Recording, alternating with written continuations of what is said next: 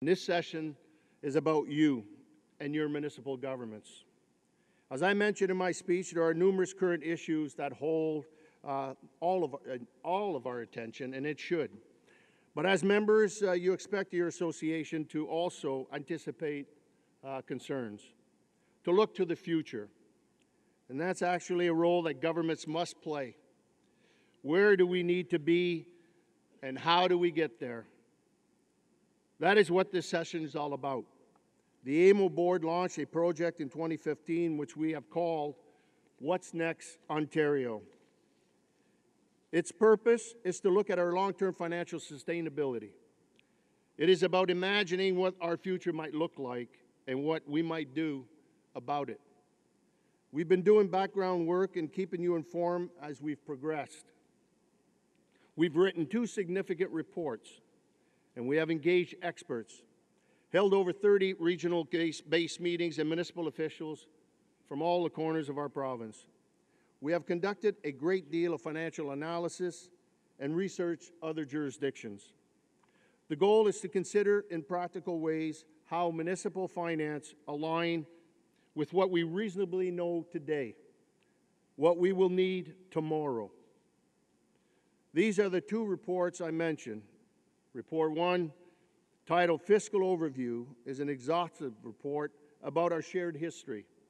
If you are relatively new to municipal government, it is a must-read. As an old-timer, I read it as a reminder of where we have been and why. I feel I need to spend a few minutes looking back so that we might be all on the same page. 18 years ago, the provincial government of the day downloaded social assistance program costs on municipalities. A transfer of provincial assets to municipalities also took place at that time. This included more than 200 water treatment plants, over 5,000 kilometers of highways. How many of those roads came with bridges? And no doubt some of you are thinking of the extra policing that those kilometers brought. Then we were gifted roughly with 250,000 housing units, all in various states of disrepair. This and much more put a heavy strain on municipal budgets. What was the effect? It meant property taxes increases for some. For other municipalities, they limited the tax increase but had to scale back significantly on capital spending. 11 years ago, AMO launched its campaign to reverse the downloads. Some of you may remember the $3 million gap campaign. By late 2006, the provincial government agreed to roll up its sleeves and see what might be resolved. 18 months later, relations were modernized through the upload agreement known as the Provincial Municipal Fiscal and Service Delivery Review. In return for the upload valued this year at $1.6 billion, municipalities promised to try to make up for lost time by increasing investment in infrastructure. Did municipal governments deliver on that promise? Did we uphold our side of the deal? Absolutely. Municipal governments did. This is the point where you should feel some pride. From 2003 to 2008, municipal-owned source spending on infrastructure, including debt, averaged $4 billion a year. After the uploads, it averaged $6 billion per year. The investment peaked in 2009. That was the year of the stimulus spending. We made an $8 billion infusion, more jobs created in Ontario, and as a result, new and improved assets. The change has been a win for all. I know that the upload also included a decline in unconditional operating grants, the infamous Ontario Municipal Partnership Fund.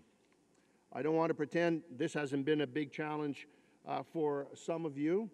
I'm keenly aware that the upload has affected different communities in different ways, just as the download didn't treat all the same either.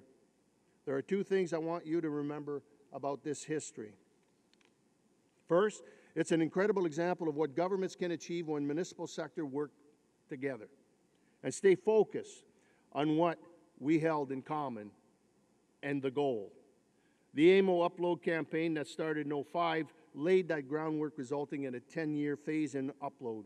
In '08, we set the groundwork for a 10-year agreement to face the future together. We are close to 2018. The second thing I would like you to remember, we did what we said we were going to do. Municipal governments have redirected upload dollars into infrastructure to help make up for a decade loss of infrastructure investment. And the province has also done what it said it would do. This is what should be celebrated about our shared history. But what about the future? This is where I'm going to turn this session over to Pat Vanini, our AMO Executive Director, and Matthew Wilson, our Senior Advisor. They will walk you through some present-day numbers and also some projections. And I'll be back up to wrap up this session. Pat, Matt?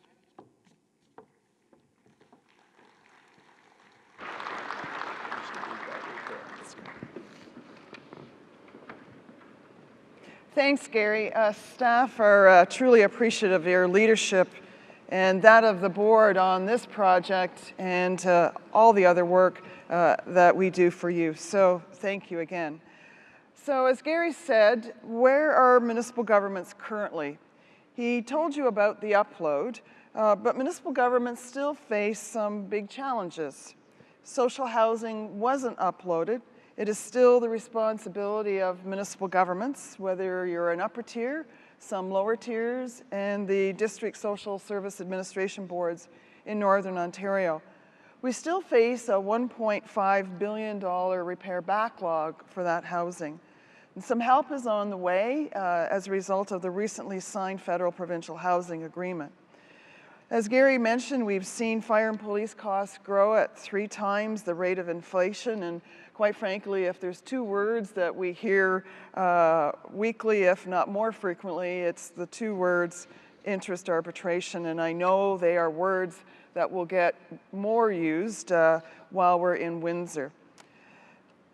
For the 5-year period between 2010 and 2014, if fire and police had received the same increase that other municipal unions did, it would have meant $485 million less in cost to municipal governments. Remember that number, because it's a lot of infrastructure. And to put it into context, it's more than 4 times the size of the current Ontario Community Investment Fund. It would build about 1,750 kilometers of road. That's a road from Windsor to Montreal and back. We can't reclaim this missed opportunity. These are just 2 examples that trigger some questions. First, what does municipal government's fiscal health look like going forward? Second, is there a way to get to municipal fiscal sustainability? And third, what is municipal fiscal sustainability? This is the definition your board adopted. It is a financial system that can adequately cover operating costs, maintain in good repair existing assets, replaces assets where appropriate, funds future growth and service improvements, anticipates inflation and changes in standards and technologies, that is all financed over an appropriate period of time. During the rest of the presentation, we're going to share quite a bit of data with you. So let me say a little bit about the data at the front end. First, it includes all 444 municipal governments, including the City of Toronto. We looked at a 10-year period from 2015 to 2025, and that's using the latest full year's data. I would say if there was ever a reason for your municipal staff to complete the municipal information return that we have to send annually to the province, this project alone demonstrated its value. Without it, none of this analysis would have been done as quickly and relatively easily. We have done quite a bit of trend analysis. We looked at other jurisdictions and the reports that they've issued. We benefited from the input of other municipal financial experts, and we've had number crunchers that checked and double-checked the numbers. So let's take a bit of time to understand how the municipal expenditure side has grown. We know that municipal operating costs are growing at $1 billion each year. If councils keep doing what you have been doing and assuming no new mandates, what takes $40 billion a year to deliver services in 2015 will take $50 billion a year by 2025. That's just to keep municipalities delivering what they have been delivering. That projected growth is based on historical trend back to 2009, so it accounts for population change and inflation if past trends continue. That's just operating. Now let's add in our infrastructure needs to the chart behind me. The best number that we have is the provincial government estimate that if the infrastructure deficit is to be eliminated in 10 years, municipalities need to be spending $6 billion a year over current spending. That includes life cycle investment needs and growth. It keeps what we have in a state of good repair and provides for what we will need to spend on roads and bridges, to treat water and wastewater, manage stormwater, build transit, and dispose of solid waste. But wait, there's more. The government's estimate did not include social housing, libraries, arenas, and recreation facilities. We estimate those needs at $900 million annually based on accounting values and the existing social housing units in need of repair. I want to be clear though, these dollars do not build one new unit of social housing. So let's add all of the assets I just spoke about into the mix as well. Here we have our total estimated needs for the next 10 years. If that is the expenditure picture, let's look at how municipal governments can pay for it using their three main revenue sources: property taxes, user fees, and transfers from the senior governments. Let's start with property taxes. $20 billion a year was collected in 2015. Let's assume those revenues grow at the projected rate of inflation, 1.8%. That's a Ministry of Finance estimate. Now let's add in user fees. $9 billion was collected in 2015. Let's also assume these revenues grow with inflation at 1.8%. Now we're going to add in 2015 transfers from the provincial and federal governments. Let's also assume existing infrastructure commitments from election platforms are fulfilled in the next 4 years and that they will continue beyond that. As best we can, we've accounted for every single provincial and federal dollar. In simple terms, it amounts to the provincial and federal governments continuing to do what they have been doing and delivering what they said they would deliver into the future.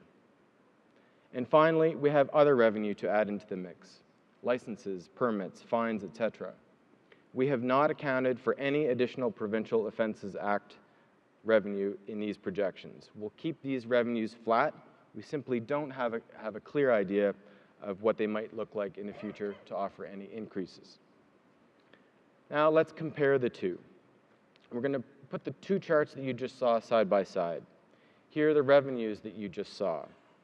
Now here are the expenditures. We're short. The difference between the blue expenditure on the right and green revenue on the left is quite clear. But if you're sitting at the back of the room and you squint your eyes, it might not seem all that bad. But what I have to tell you is that there are a number of zeros behind all of these numbers. In other words, we're talking about billions of dollars. The difference is $3.6 billion on average annually. How did we calculate that? Again, let's go back a little bit. Let's go back to 2015 as our base year. We've made a number of assumptions to get to that gap, and we'll review them. Property taxes and user fees, we're going to increase those by inflation, at least for the next 10 years. That produces, on average, an extra $2.9 billion in revenue each year. The provincial and federal governments, we're assuming that they're going to continue doing what they said they would do. The numbers include future growth in cost share programs beyond 2015 and infrastructure funding. And still we're $3.6 billion short on average each year for the next 10 years. The analysis hasn't considered any new potential challenges that we might face in the future. We're just talking about how we are going to finance what we know we will need now, today. I do want to stop here to make a really important point. Any fluctuation in provincial or federal transfers, they will either up or down, will either help or hinder, contribute to or take away from the future of your communities and your hometowns. Municipalities have no control over the transfers from the senior governments, but we do have a voice, and we do have a voice that can say we want no unfunded mandates. So from the meetings we've already held across the province, I know municipal governments that we've talked to are feeling this challenge and concern as well. And I think the Premier actually may have read my script, because what it is a difficult conversation that we really can't avoid about what will the future hold and how can we deal with it. We know what your local asset management plans tell you. We've heard a lot of people talk that they feel stuck between a rock and a hard spot going forward. We can't look at our needs, though, quite frankly, in isolation of the province. So here's some work, but we didn't do this analysis. We've relied on the province's own work. So earlier this month, the Ministry of Finance issued its first quarter report. Remember, its fiscal year is April to March. And it advised the public that it's on target to reduce its deficit this year to $4.3 billion, and as planned in the 2016 budget. And it confirms that it's on track to balance the budget by 2017-18, and is projecting to remain balanced into 18 and 19. So what are others saying? The Provincial Financial Accountability Officer, Stephen Leclerc, likewise has predicted a balanced budget by 2018, but he's also predicting it will be relatively short-lived. He's also predicting a return, though, to deficit by 2021 with an estimate of $1.7 billion. So the green bars on this chart are the financial officer's forecast. And I think it must be noted that the Ontario debt is forecast to rise by $54 billion over the next 5 years to $350 billion. So this is some of the information on the province's own fiscal reality, and clearly it has an interest in its own sustainability. Many economists have done work around the fiscal reality. Don Drummond, the former chief economist at the TD Bank and who worked on federal budgets, he also chaired the Commission on the Reform of Ontario's Public Services. Here's a quote: "More fundamental reforms are needed for the municipal sector to be on a sustainable footing." And he's not the only one. Standard & Poor's, the credit rating agency, said, and I quote, "Municipalities have been limited in their ability to renew their infrastructure, roads, water, and wastewater due to the constraints on fee and property tax increases." Others have also taken positions and done some work on that. Bottom line saying property taxes no longer fit with what they now have to fund. So if we are limited to current revenue tools, what happens? What will municipal governments be coping with if there are absolutely no increases in transfers or no new sources of revenue? As far as revenue goes, the alternative looks something like this. You've seen these slides from our previous reports. Property tax and user fees that could exceed 8% increases each year for 10 years. By the way, the next 10 years also includes 2 municipal elections. What does an increase like this mean for a typical homeowner? Let's remember that here in Ontario, we pay the highest property taxes in the country. How much higher is too high? Can families in all communities afford these increases? Can seniors? Can millennials? Can your kids? Is the property tax the best way to raise an additional $3.6 billion annually on top of inflationary increases? A homeowner currently paying $3,000 a year in property taxes would be paying almost $6,700 a year in 10 years' time if the property tax alone were to finance the future. We're not here today to present a solution. That's part of our next steps. But we do want to talk about different approaches to managing the gap. And research has helped us identify more than 40 different ideas used in different jurisdictions in Canada and elsewhere. And we've grouped those ideas into 5 different buckets. Matt really likes the bucket concept, so we gave him this one. Apparently I do like buckets very much. Let's look at bucket number 1. What are some of the things that municipalities can do on their own? Ideas include raising property taxes above inflation, the broader use of user fees, and the sharing of services between municipalities. Let me talk about this last one for a moment. Earlier this year, the Township of North Huron and the Municipality of Morris Turnbury announced a formal agreement to share a number of services. They include 1 public works department, 1 building department, and 1 drainage department between 2 municipalities. The savings are the equivalent of a 5% increase in property taxes. This is just one example.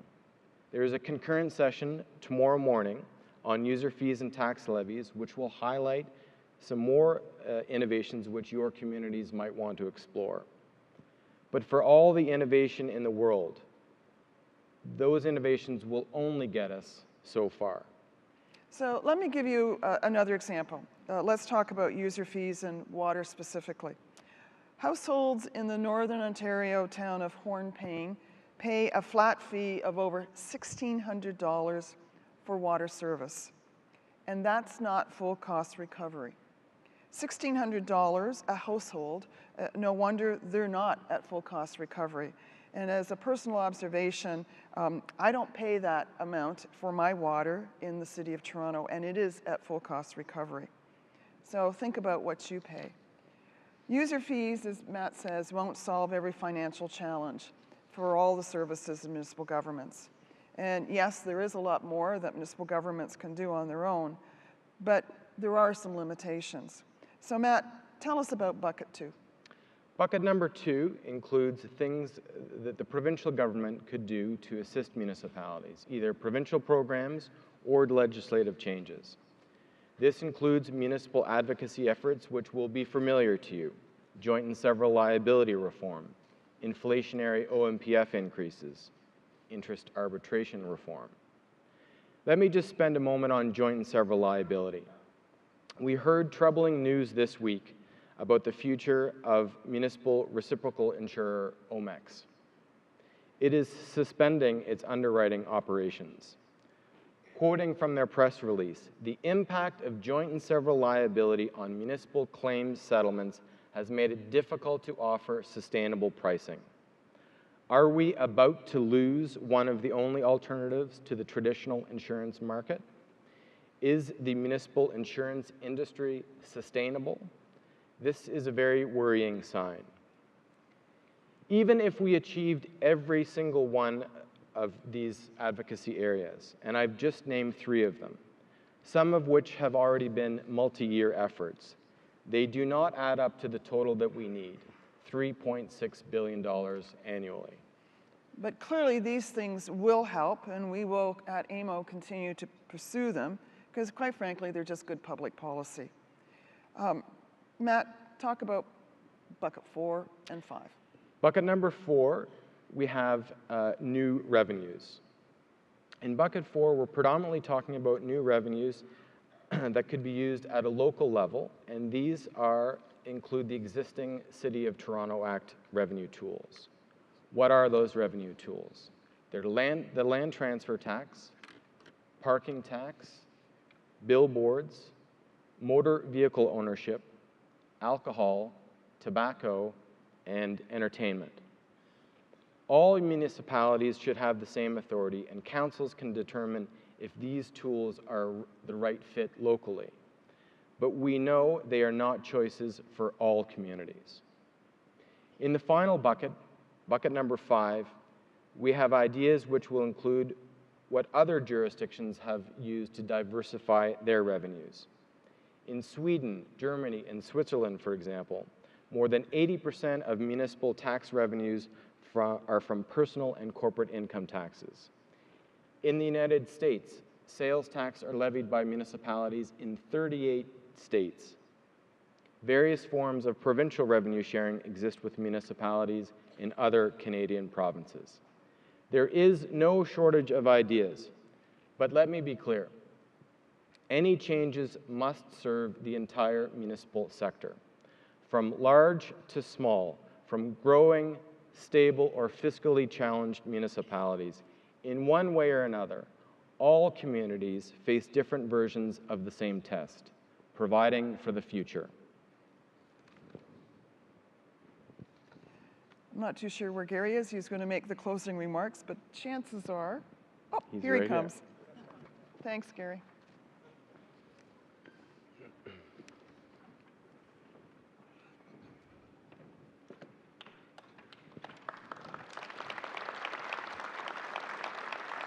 Well, thank you both, Pat and Matt. As you can see, the challenges are real. I hate to think of what the picture would look like if we still had all of those social programs on the property tax base. Any action to address the circumstances we will need to be evaluated against principles and impacts, and how any action contributes to the municipal fiscal sustainability. That work must and will include you. AMO will be coming to a community near you in the coming weeks, and we'll offer other ways for you to participate. And we'll give a bit of time to recover from the conference, but get ready for us to tap you certainly on the shoulders to talk about this information in smaller forums than this Coliseum. So what we'll be looking for, we want input from the membership on which road we should take. In essence, there are 3 choices to make. The current road, where we use the existing revenue tools we currently have. Today we have an appreciation for the challenges that the status quo road offers and what is unlikely to achieve. Or you may think a new road is in order, where we pursue additional sources of municipal revenue. As a broad member put it, it is a bigger and bolder approach. Or there may be the road that is somewhere in between. Let me take you back to where we started today. You come to this conference because of your commitment to your community, because you care about what's on the horizon, because there are issues which unite all municipal governments. Ladies and gentlemen, this is one of them, and this is a big one. Now is the chance for us to talk amongst ourselves, to determine where we want to go together as municipal leaders. At the very least, we'll have a thorough discussion about fiscal issues. Whichever choice we make, this is an opportunity to own what's next, and for the future to take center stage. Thank you, and please join me again in thanking Pat Vanini and Matthew Wilson, along with all of our AMO staff and municipal officials that have worked on this particular project.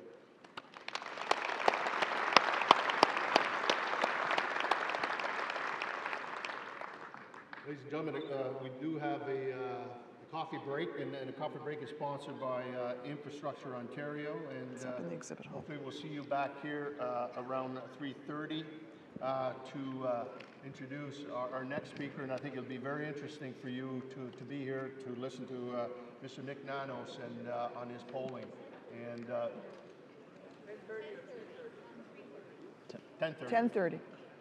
10:30, sorry, thank you. 10:30, that'd be a heck of a coffee break.